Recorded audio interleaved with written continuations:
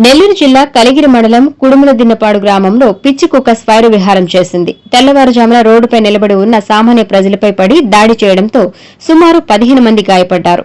కుక్క దాడిలో గాయపడిన బాధితులు హుటాహుటిన గింజమూరు సామాజిక ఆరోగ్య కేంద్రానికి చేరుకున్నారు. వైద్యులు వారికి ప్రాథమిక చికిత్స అందించి తగిన వైద్య సహాయం చేశారు. కాగా గ్రామంలో కొంతకాలంగా వీధి కుక్కల బెడద ఎక్కువగా ఉందని స్థానికులు చెబుతున్నారు.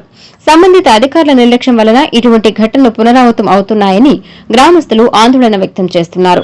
అధికారులు ఇప్పటికైనా స్పందించి పిచ్చి కుక్కలను నియంత్రించి సామాన్యులకు రక్షణ కల్పించాలని గ్రామ ప్రజలు కోరుతున్నారు.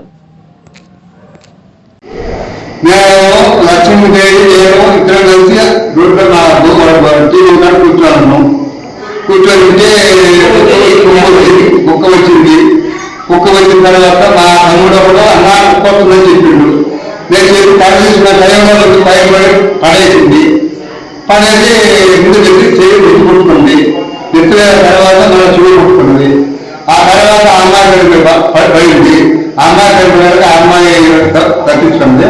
అక్కడ చేసుకుంది. మనం 12 నుంచి 13 మంది కలిసి